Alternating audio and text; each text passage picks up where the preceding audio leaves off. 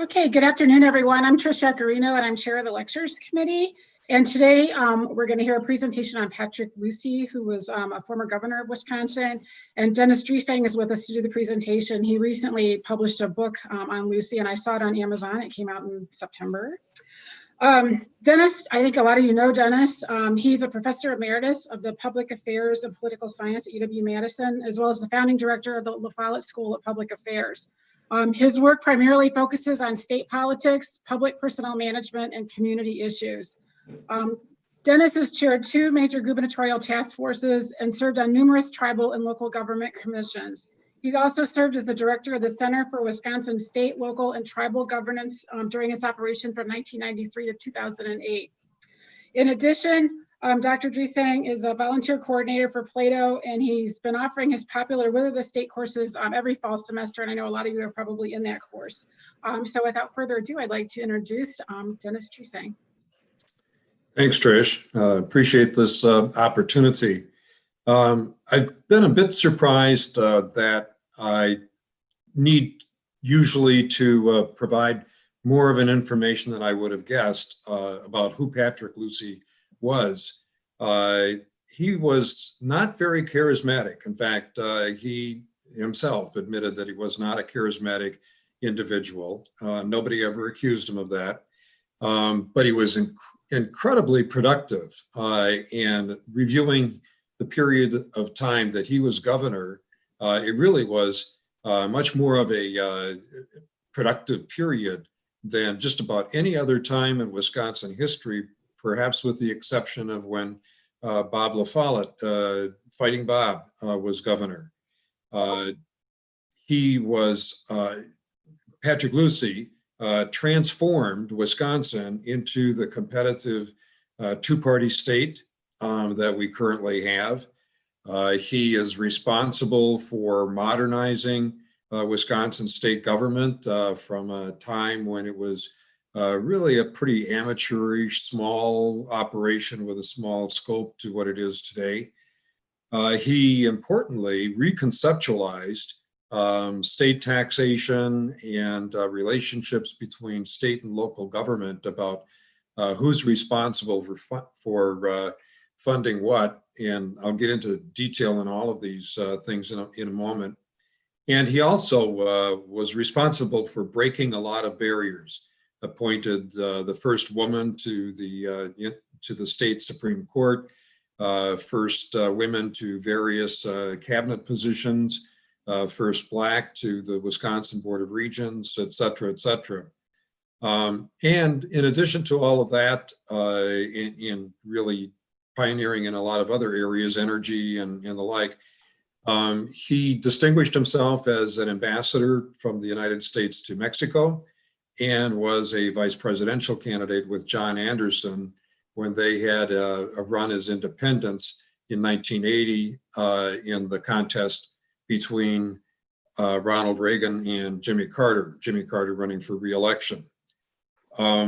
So the intent here is that what I will do is talk for approximately 27 minutes and 13 seconds, and then we'll have questions.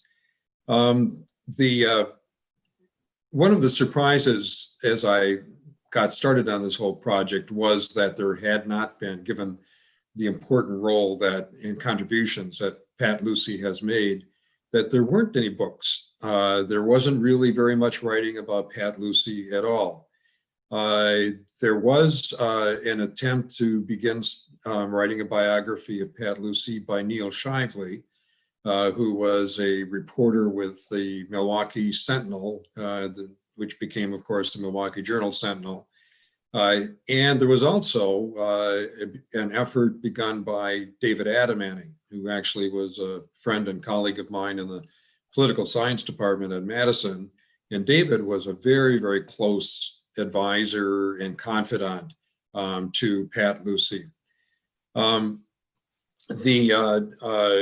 effort by Neil Shively was stopped short. He really collected a lot of material. He did taped interviews of Pat Lucey, but before he was really able to get started with the writing very far into it, He unfortunately died of cancer.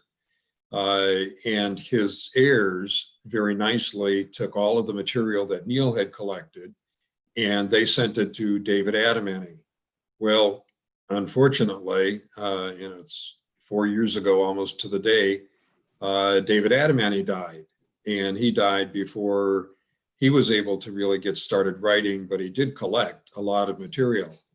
And after David died, his sister, Doreen Adamany,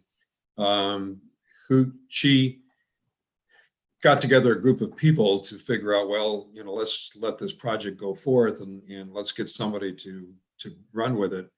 And so they did some brainstorming, and I think that their main criteria was to try and get somebody who would be healthy enough to not die before the project was completed. And I'm glad to tell you that I am healthy and feeling just fine. So to Pat Lucey, I think it's important with anybody, but particularly Pat Lucey, to know a little bit about his formative years. He grew up in Ferryville, which is a very small town, population 175 and a very stable population. Hasn't really grown much since it was first founded. It's on the Mississippi River in western Wisconsin. And it was a community that was populated primarily by Norwegian Lutheran immigrants. The Lucey family, however, was an exception. They were Irish Catholics.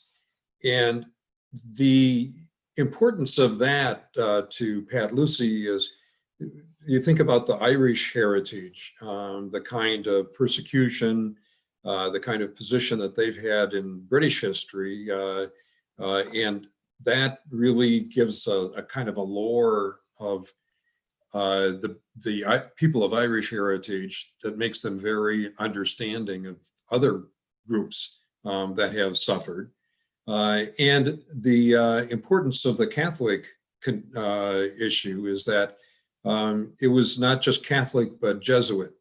And Pat was the oldest of 7 people, and he has 2 brothers who both became Jesuit priests.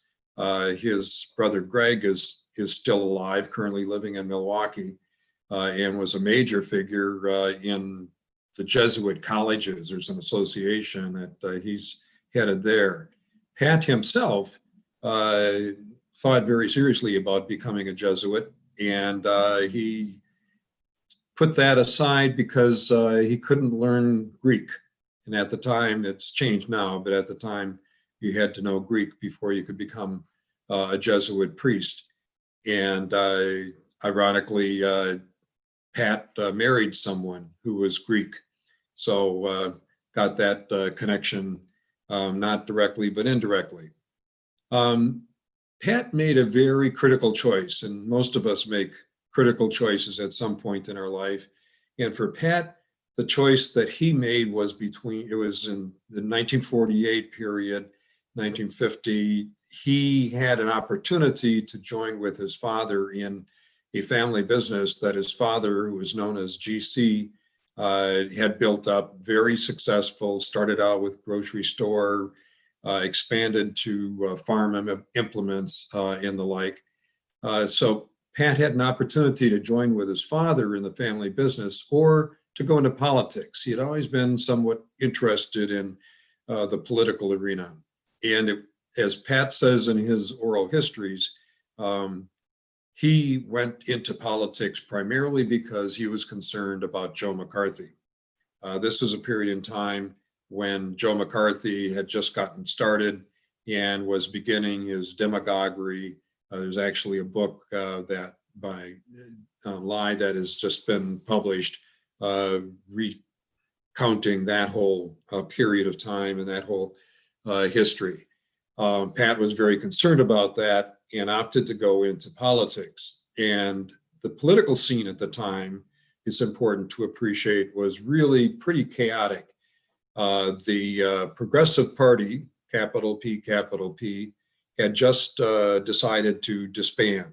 And the Progressive Party was an offshoot of the Republican Party. Since the days of fighting Bob La Follette, there had been two factions within the Republican Party, the progressives and the stalwarts, or today we would refer to them as conservatives. And the progressives, when Bob Sr.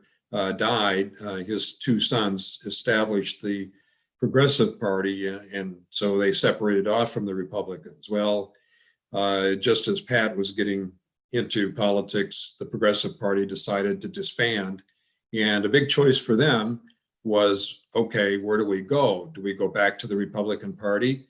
And actually, Bob La Follette Jr. Said, yeah, that's the thing to do.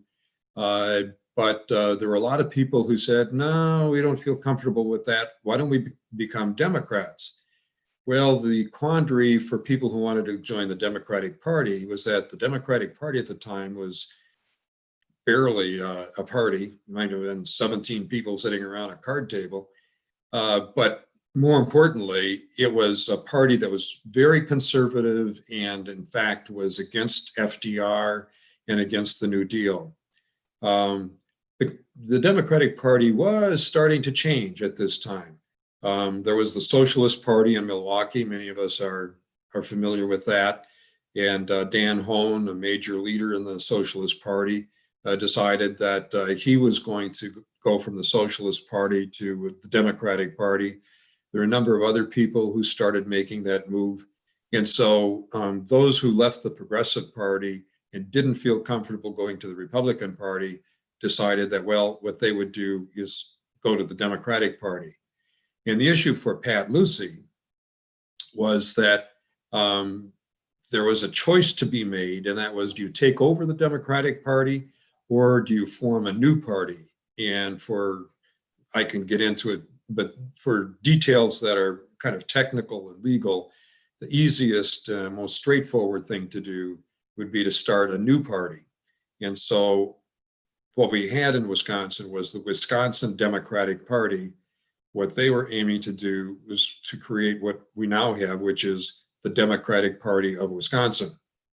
And to do that, they established what was called the Democratic Organizing Committee, and Pat got hired by Jim Doyle Sr. Many of us knew or know of James Doyle Sr., a very distinguished federal judge. And he hired Pat Lucey to do the organizing necessary to really establish what we now have, the Democratic Party of Wisconsin. Pat's model that he used, which was very important and became actually a controversial issue throughout many years, was to do it on a kind of grassroots sort of level. Pat being from a small town, from a farming community, that influenced him to say, look, let's really build it up from the bottom. Go to small towns, go to the farming communities, get them to join the Democratic Party, and we'll do it that way. Go into the urban areas and deal with it at the precinct level and organizing that. And this differed from the model in neighboring Minnesota. The farmer organizations and the labor organizations kind of were the key elements and are the key elements for the Democratic Party in Minnesota. So it's much more of taking existing organizations, existing interest groups, and making a kind of formal coalition for them. The model that Pat followed was to, as I say, do it more grassroots level, kind of shoe leather kind of approach. And they began running candidates. There were a few unusual victories, but most of the time it was sort of, well, they didn't quite make it, but they were building slowly. And the big breakthrough came when Joe McCarthy actually died in office. So they they did run a candidate against Joe McCarthy when he ran for re-election after he had initially actually beat Bob LaFolla Jr. For the Republican nomination.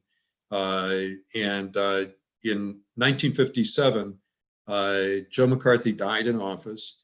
There had to be a special election to fill the remainder of that term. And Pat Lucey became the campaign manager for somebody that I think all of us know of, and maybe even shook his hand, and that is Bill Proxmeier. Bill Proxmeier had run unsuccessfully 3 times before, and was running against Walter Kohler. The assumption was that since he had lost to Kohler before, he would lose to Kohler again. But the campaign that he and Pat Lucey put together surprised everybody.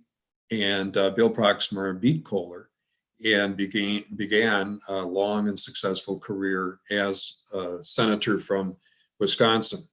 That breakthrough was followed very quickly the next year, 1958, by Bill Proxmeier running successfully for a full term, and Gaylord Nelson running successfully for governor. The Democratic Party of Wisconsin had enough candidates running successfully for the state assembly that they got the majority in the assembly. And it was really from then until now that we've had a situation where we've got, of course, the Republican Party that has always been very powerful, very successful in this state, but the Democratic Party becomes an actor as well. And those victories in 1958 were kind of followed on by a rather dramatic and important event, and that was the primary in which John Kennedy defeated Hubert Humphrey. Again, a bit of a surprise. Hubert Humphrey was regarded by many people as the 3rd senator from Wisconsin. He was very popular and very well known in Wisconsin.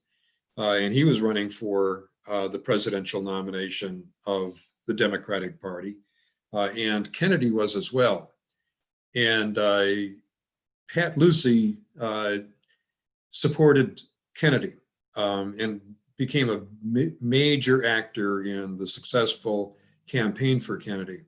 Now, it's important to understand here that the primaries back in 1960 were relatively rare. It wasn't like the primaries that we have today. You ran in a primary more to demonstrate that you had electability rather than that you were getting delegates who would go to the Democratic National Convention and vote for your nomination for president. At the time in the United States, there were only 16 states that had a primary. The rest of them didn't have a primary.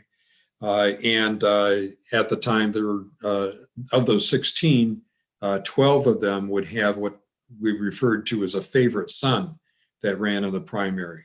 Typically, the favorite son was the governor, a Democratic governor, who would then go to the convention, and they would have whatever number of votes that state got for the Democratic National nominating process.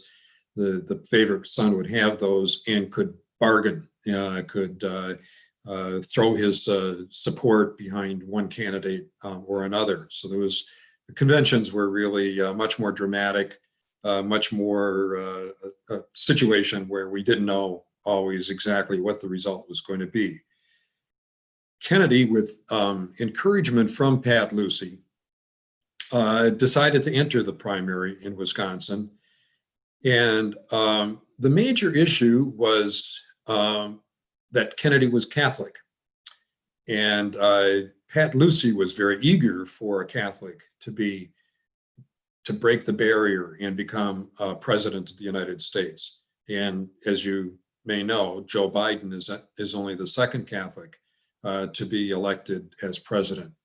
And so there was that issue. There was a lot of sentiment at the time in Wisconsin and elsewhere that oh, if you get a Catholic in the White House, the Catholic is going to be controlled by the Vatican and tied to Catholic dogma in terms of public policy. So that's not good.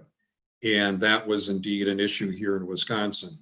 One of the strategic issues as well for Kennedy was that this was relatively early in the process. And if he lost in Wisconsin, that would probably be a very serious blow to his being able to get the nomination, because it would demonstrate that, yeah, being a Catholic was a liability. And in Wisconsin in particular, where we've got a large Catholic population, that mattered. That was significant. One of the issues in this as well, I should point out, is that the Catholic population in Wisconsin at the time primarily supported the Republican Party. So one of the issues was that we do have an open primary, as you know. We don't have a closed primary where you have to be a registered member of the party in order to vote in the primary. Anybody can.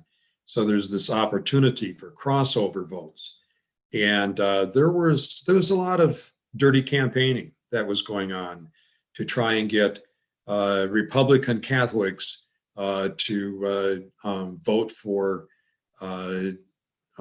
Kennedy, and the other side of it was to really play up on the fears of Protestants, Democratic Protestants, and say that, boy, the primary is really allowing the Catholics to take over, and this is just the first step, and then they will take over the White House, and then there's this whole issue of the connection to the Vatican. So, as you may know, the campaign in Wisconsin was successful. It was a major step that Jack Kennedy took on the way to the White House. It didn't solve the whole issue of whether or not a Catholic could become president, because the issue then was, well, what about a state that doesn't have as many Catholics as Wisconsin does? A state and another state that was coming up on the calendar that did have a primary was West Virginia, primarily a Protestant state. And Bobby Kennedy, Ted Sorensen, Jack Kennedy asked Pat Lucey if he would go to West Virginia and help organize the campaign there. Very little time to do it. And so indeed, the next step was to win in West Virginia. Pat went there with a road atlas. He didn't really know much about West Virginia, and he organized the campaign. And there's a story about how he would stop at like a gas station or in some small town and just kind of talk to people and get a feel for how things were going, and stopped at this one gas station and asked the owner how they thought things were going and who he was going to support in the primary, and which was Humphrey was the other opponent. And the response was, well, I'm voting for Kennedy. I can't vote for Humphrey. He's a Catholic, and we can't have the Pope running the White House. So on the one hand, religion continued to be an issue, but people were sometimes confused. So anyhow, there's a lot of stories that could be told, and I'd be happy to share them with you. But let me move on to what happens then. What I'm going to do is get into his period of being governor, and then open it up for questions. Through the 1960 campaign, Pat Lucey became very, very close with the Kennedy family generally. And he was particularly close to Bobby Kennedy. Bobby did a lot of the campaign organizing while Jack was running for president. There was, of course, the assassination in 1963. And actually, Bobby Kennedy was somebody that Pat had been in touch with up to that point in time. Then there was the issue in 1968, as we have Lyndon Johnson as president. There's the Vietnam War. It's very, very unpopular, and a large segment in the Democratic Party, including Bobby Kennedy and including Pat Lucey, Gene McCarthy, and others, George McGovern, are against our continued involvement in Vietnam. And Lyndon Johnson drops out. Bobby Kennedy becomes a major candidate along with Gene McCarthy. And Pat, as soon as Bobby enters the race, in fact, he had conversations with Bobby encouraging him to enter the race. He became very, very important in the organization and running Bobby Kennedy's campaign.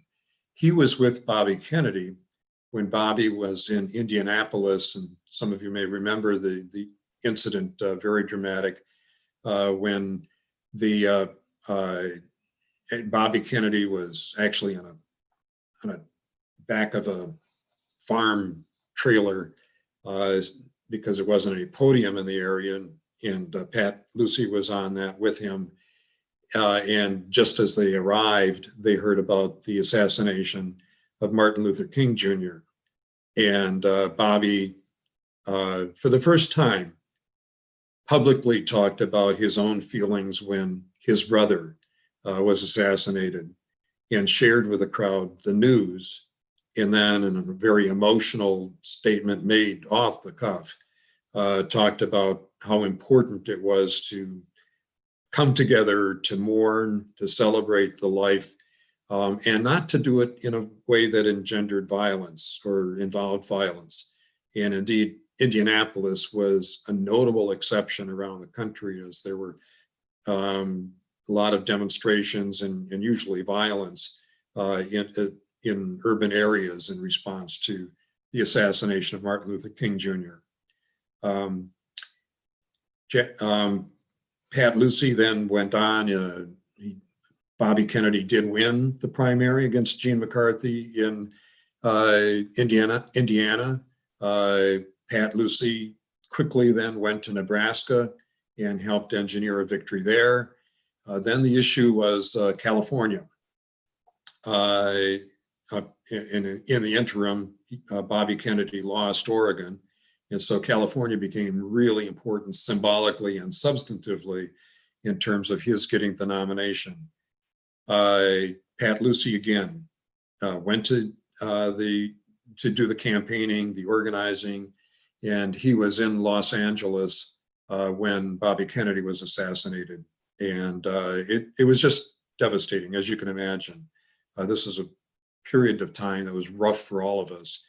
And Pat talked about being in a blue funk. He was thinking he was just going to give up on politics. This was just ridiculous. And it wasn't so much that he was concerned for his personal safety, but it just, the violence and the emotions were just too much to handle. He then kind of thought more about it and was persuaded, as he thought just by himself, but talked to others, that that's not what Bobby Kennedy would have wanted. That's not what Jack Kennedy would have wanted, that there was a fight to be fought. And so he indeed switched after Kennedy's assassination, supported Gene McCarthy. There was the awful convention in Chicago, lots of violence again. And Gene McCarthy did not get the nomination, but Pat did then make a decision that he was going to run for governor. He had been successful in a run for lieutenant governor. Gave him a bit of taste of not only being a campaign and party organizer, but being somebody who took part in the actual making of public policy in the governance side of things. So Pat ran for governor, and in 1970, 50 years ago, he was elected. And he was elected as governor when the state moved for the first time to have a 4-year term as governor. And that was important. It was important to Pat. He talked about that a lot, that, if you're going to make policy, obviously a 4-year term is much, much better than a 2-year term. You just get into office and you're either running for re-election or you're thinking about what's next on your agenda. So Pat entered the office of governorship with an agenda. And I was really surprised to see that his agenda was actually written down on a piece of paper that he carried with him. About 24 items. He carried it around with him, put it in the desk drawer in the governor's office, and he was focused. He was very focused, and he would check things off as he was able to accomplish them. The first 2 items on his agenda were major, major items. When he entered the governor's office, the Democrats controlled the assembly. They had a majority there. And it was a majority that was led by progressives like Pat Lucey, people like Tony Earl, who then later became governor, Dennis Conta, Norm Anderson, who actually passed away not too long ago. Norm was from the Madison area. But the Republicans controlled the Senate. Bobby Knowles, who was the brother of Warren Knowles, was a very, very popular Republican governor preceding Pat Lucey. Warren Knowles did not run for re-election. Had he run for re-election, my guess is that he probably would have won. And Pat Lucey would not have, he probably wouldn't have even have tried in 1970. So in any case, Pat comes in office, he's got this agenda, he's focused, and the first 2 items on his agenda are major items. One is merger of the University of Wisconsin, the creation of the system that we currently have. And the second major item was to reconceptualize taxation and revenue sharing in the state of Wisconsin. And those 2 items were very, very high visibility. They were items that were not, in a sense, all that partisan. There were a lot of Republicans preceding Pat's election as governor who thought that merger of the university system was a good idea. There was a task force that Warren Knowles had appointed, and they recommended that, not in exactly the same form that it ended up to be, but the concept was there. And likewise with kind of reconceptualizing our taxation system in the state. There's a task force, the TAR task force, again under Knowles, that laid the groundwork for a lot of it, but the Republicans who controlled the legislature at the time and Knowles himself did not go for it, but Lucey thought it was a great idea. So on the one hand, we're not dealing with a partisan issues, but the leadership, primarily Milo Knudsen, who was a state senator from the La Crosse area, decided that they could not let Pat Lucey have a victory on these first 2 major items as he was elected as governor, because that would just make him look too much like a winner. It would be wrong kind of message. We've been through that kind of thing recently at the national level, haven't we? So he ran into resistance in the state Senate. And it's important to note in the book I go through, as you might imagine, the stories and the details of how the legislation got passed. But the bottom line is both of these initiatives did get passed.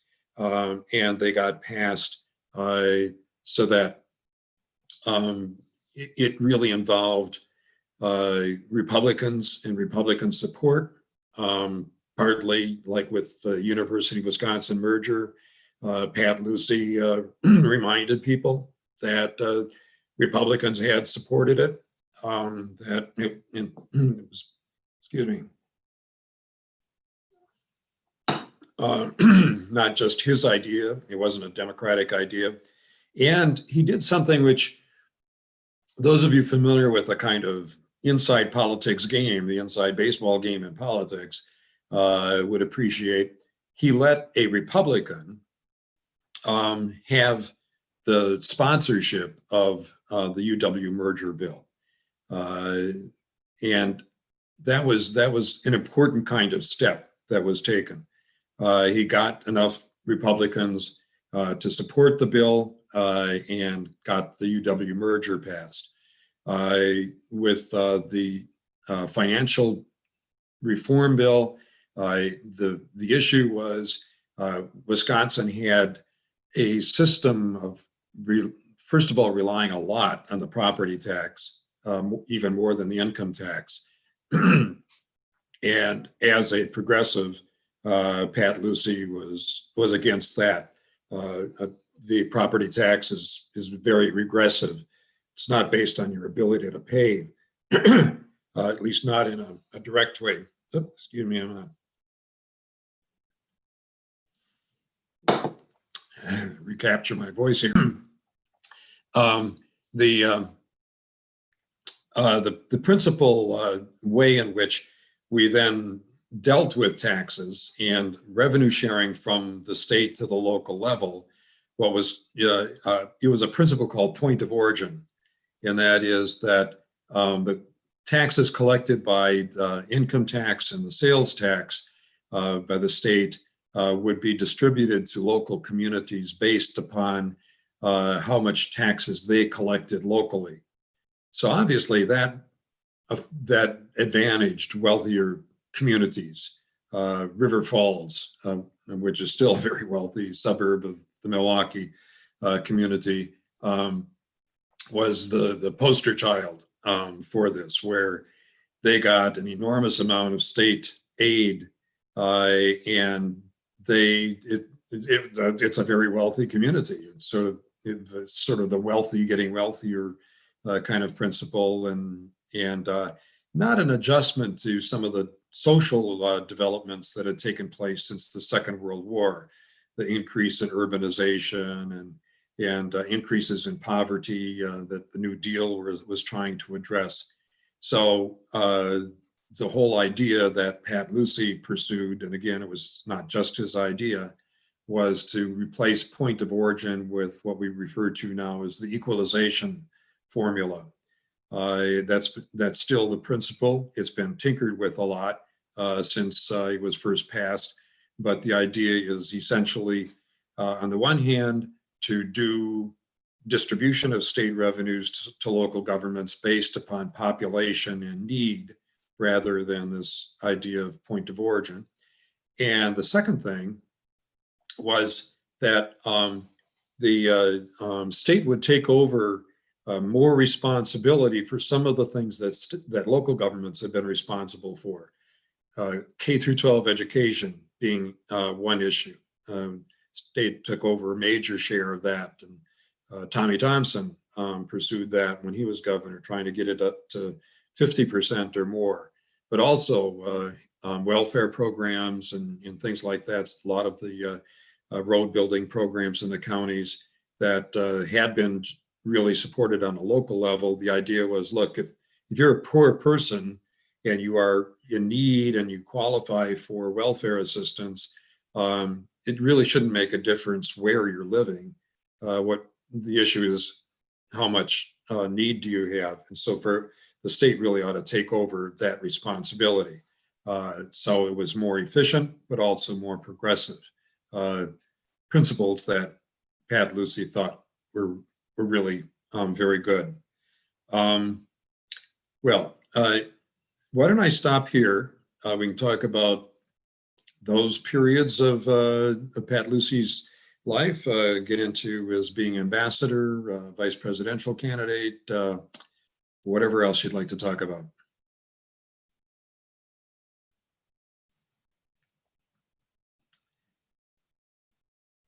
Here I am, sorry.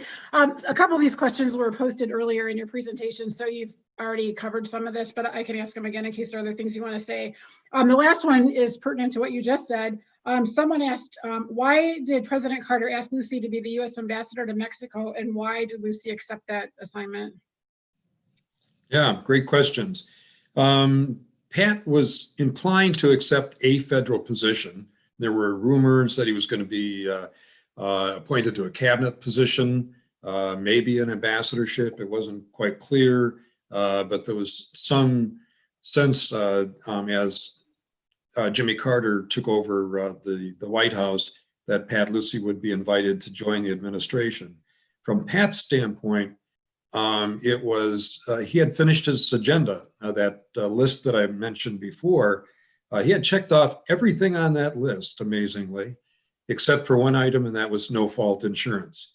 And that came later, but he did not accomplish no-fault insurance. There were some things like on transportation policy that he fell short of, but got checked off his list. So in a sense, he was sort of a mindset of, well, maybe I'm ready to move on to other things. And as I said, he was very involved with the Kennedys. He had gotten involved in national politics. He was involved with the McGovern campaign, et cetera. From Jimmy Carter's standpoint, very interesting story there.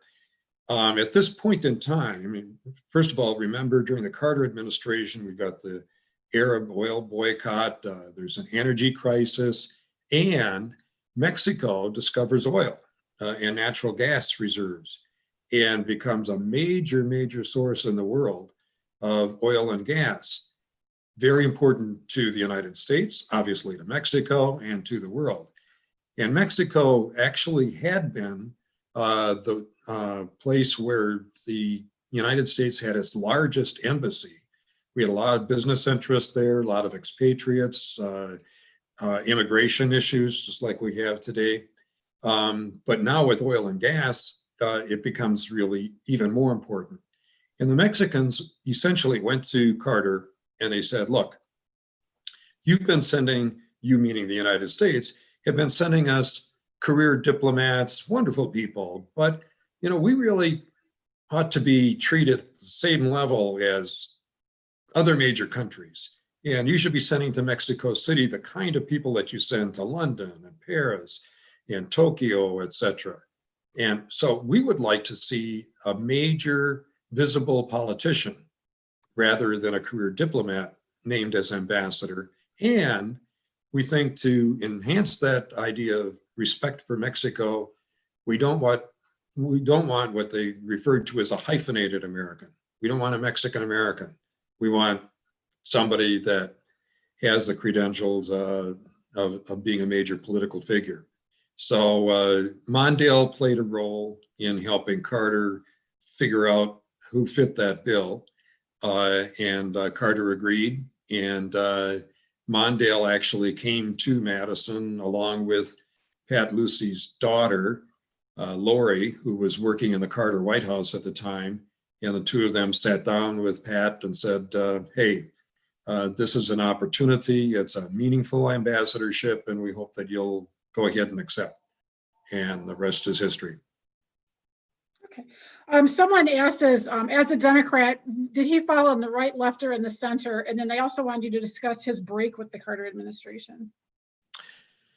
Yeah, well, this is kind of related to the ambassadorship and to Jimmy Carter. Pat Lucey was clearly in the progressive or left wing of the Democratic Party. That's clear. And the list of policy objectives kind of is a list of liberal liberal accomplishments. Excuse me. Pat Lucey, like a lot of other people, regarded Carter as maybe a nice guy, maybe not a nice guy, but not very competent.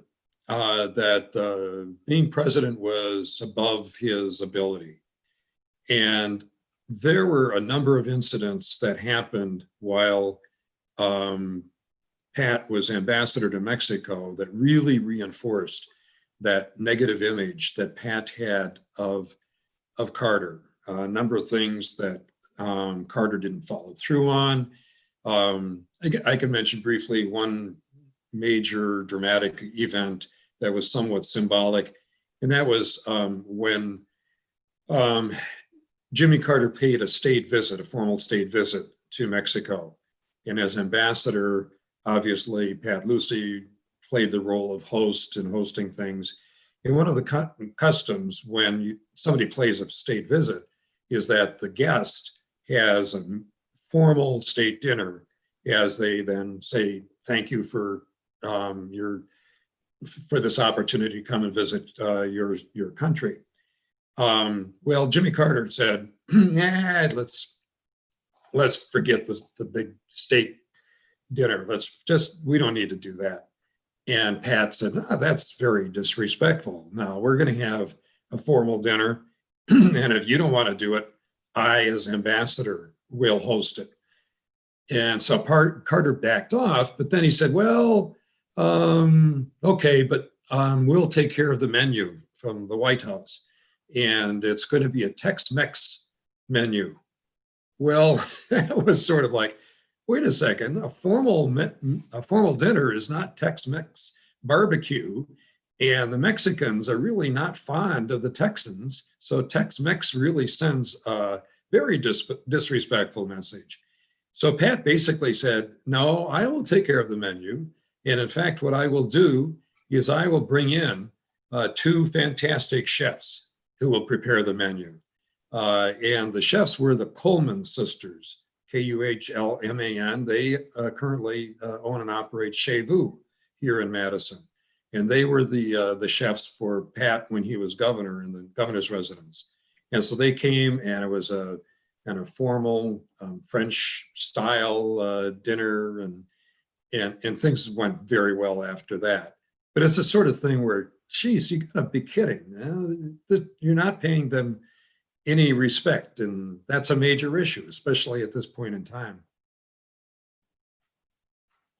Okay. And someone asked, and this was a few minutes ago, so I know you were talking about the taxation, but this person was wondering what you consider his biggest accomplishment as governor, other than the UW system merger. Boy, that's a real good question. I think that, I would certainly have a tie between the change in our taxation and revenue sharing system and the establishment of cabinet government, enhancing the ability of the governor to direct the administrative agencies. The progressives during the La Follette period were very much against that kind of cabinet government style. And they had, as the head of the various agencies, different commissions, so that it was called the Department of Health and Social Services at the time. That was the major agency other than the university in terms of budget and personnel. And that agency, which dealt actually with corrections, as well as with health, as well as with family and children's services, was headed by a citizen board that met once a month for an afternoon. Well, come on, give me a break. That's no way to have direction over that kind of set of responsibilities. And remember too, during this time, and especially with the presidencies of Lyndon Johnson and then Richard Nixon, you're getting a lot of federal programs and federal money being channeled into the states to do issues on energy policy, on environmental policy, and the like. So Wisconsin state government was dealing with a lot of responsibilities, but it had a really pretty amateurish kind of government. And I think we really need to thank Pat Lucey for making the change.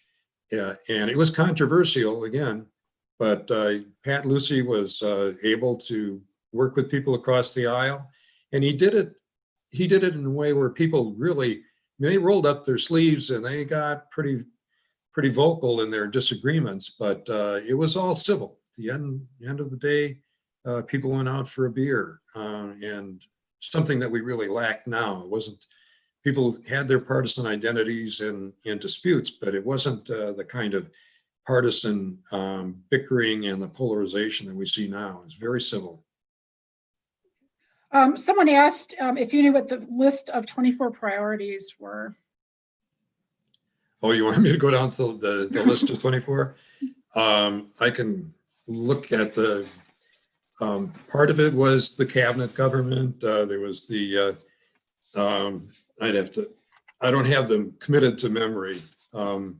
but there were a lot of environmental issues. Let me just give you sort of categories and ideas. There was the issue of prison reform. Interestingly, at that time, we had more prison bed space, believe it or not, than we had prisoners when Pat Lucey was governor. So this was before the big law and order era that Tommy Thompson had when he was governor, of making more crimes punishable by prison time, which Wisconsin is different from Minnesota in that regard, but also building more prisons and having more prison beds. So there was actually a task force that Pat Lucey had that recommended closing prisons and having it all be that anybody who needed correctional services would do it on a community kind of basis. Pat didn't pursue that, although he did downsize, like the reformatory at Green Bay, and he downsized Waupun at the time. And he actually, there was one prison that the state had built in Adams County that some of you may be familiar with. And Pat sold that to the federal government for $1, let them have the prison and take over the debt that still existed for the construction costs. So that's another example. But there were a lot of environmental issues. He was particularly concerned about air pollution and water pollution, not so much noise pollution. That still is not very much on the agenda. The idea of climate change was not there. So carbon emissions was not seen from that standpoint, but pollution was, and energy issues, that was important. So those are some of the examples. I think these next two are more comments than questions. Someone commented that the Anderson-Lucey ticket was not very geographically balanced, and someone else commented on the fact that Anderson was a liberal Republican and Lucey was a liberal Democrat. It was sort of interesting that they hooked up for that that election or for that race. Yeah, it's a good observation. Yeah, Anderson was from Illinois and Lucey from Wisconsin. The reason why the two of them hooked up was that, Anderson was against Reagan. Lucey decided that he couldn't support Carter for re-election. He thought he was a disaster. And both Anderson and Lucey realized that you run an independent campaign, it's a long shot. But the but was important. Given Lucey's ties to the Kennedys and to the liberal wing of the Democratic Party, which was still pretty active, and those because of the war in Vietnam and the like. If you took the Kennedy liberal Democrats and got them together with the moderate and progressive Republicans, who were just appalled that somebody that they regarded as a second-rate actor, Ronald Reagan, would become president of the United States, that maybe there was a chance. And actually, and I get into some of this in the book, there were a number of things that Carter did that were pretty dirty, particularly in terms of allowing Pat Lucey and John Anderson to get the money that they needed to run anything like a viable campaign. And that was important because to get into the presidential debates that were run at that time by the League of Women Voters, it was important to have above a threshold that they established in the popular polls. And you don't get into the popular polls until you're out there campaigning and TV ads. And I mean, just one example, when Lucey and Anderson were traveling and flying, they just had to take a regularly scheduled commercial flight. They didn't have their own campaign flight, their own campaign plane. And you think about that and think about making your campaign schedule fit the schedule of regularly scheduled flights, which sometimes are delayed, and got to make connections, and they don't always go to smaller communities. It was just a nightmare. And they really were handicapped. So who knows if they had the money, if they would have been able to pull it off. But apart from it was not geographically balanced, and it wasn't ideologically balanced either. But that was done on purpose, the ideological part. And then this is kind of a fun one. Did he ever live on Whitney Way? Do you know? Well, actually, I live near the intersection of Gammon and Old Sauk, and that is right on the edge of a major Lucey development. Lucey was really the major developer until obviously recently of the west side of Madison. And he was a very successful real estate agent and real estate developer. And so, yeah, I mean, Whitney Way, Old Sauk, Gammon Road, the whole west side of Madison, part of Middleton, that was all Lucey Realty and Lucey Development. I actually, being a librarian, I love this kind of trivial information, but I was looking at old city directories, and most of the entries for him in the 50s were business addresses, but there was one on Coney Weston Place in 1958. And I looked up that house, and that house was built in 1958. So I don't know whether there might have been an office building there before, or if he actually was the first owner of that house, but that's pretty close to Whitney Way. So yes, it is. Yeah. And I think many of us in the Madison area are familiar with Wexford, the Wexford area, Wexford Ridge, Wexford Village, and the like. That's Lucey Development, and Wexford is the village that John Kennedy's family came from in Ireland, and that's why that name was chosen. Oh, okay. Anybody else have any questions? Looks like I think I got them all here that have come in so far. I guess not, and we're almost at an hour, so I want to thank you very much for. Whoop, looks like one more came in. Did his political career end with the presidential run? It did, in terms of him being a candidate. He did maintain some involvement in other people's campaigns. He particularly was active with the Supreme Court, state Supreme Court.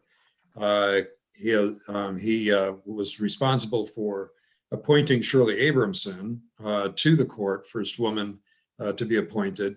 And when he appointed her, his major concern was that she would not get elected when her term was up for another term. Well, Shirley indeed proved him wrong by a long shot, but Pat was very concerned about that and got involved in helping her with her reelection campaigns.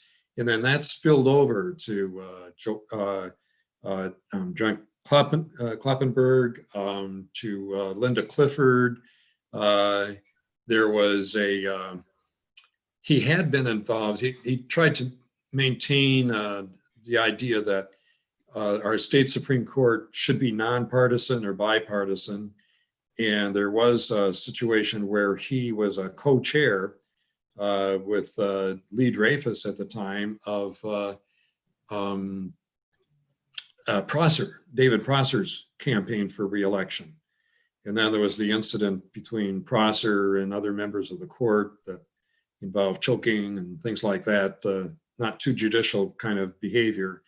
And Pat then very visibly and publicly resigned as co-chair of Prosser's campaign.